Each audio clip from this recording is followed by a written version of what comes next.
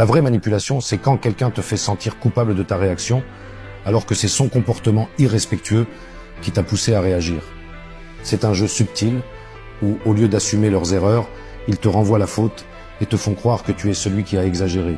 C'est là qu'ils sont forts. Ils jouent avec ta tête, te retournent la situation pour que tu penses être celui qui a mal agi, alors qu'en réalité, c'est leurs actions qui ont déclenché tout ça. Ils dépassent les bornes, provoquent, puis quand tu réagis, ils te pointent du doigt en disant que c'est toi qui as un mauvais caractère. C'est simple, tout le monde a ses limites.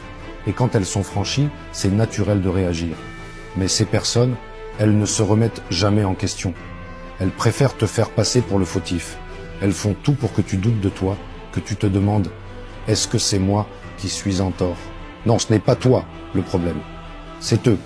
C'est leur manière de manipuler, de retourner la situation pour éviter d'assumer leur propre tort. On n'est pas des machines. On a des émotions. Et c'est normal de réagir quand on se sent attaqué.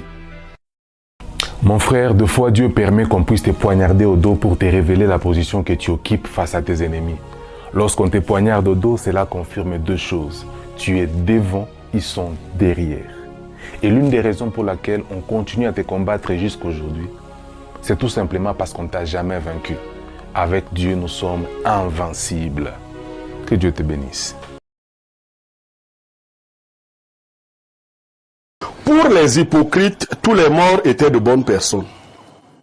On peut reprendre. Pour les hypocrites, tous les morts étaient de bonnes personnes. Ça veut dire quoi? Ça veut dire que les gens changent le discours en fonction des circonstances. Observez bien, dès que quelqu'un est mort, à son deuil, les gens lèvent le doigt pour les témoignages.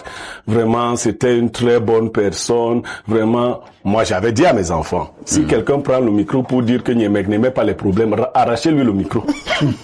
Dites-lui d'aller s'asseoir.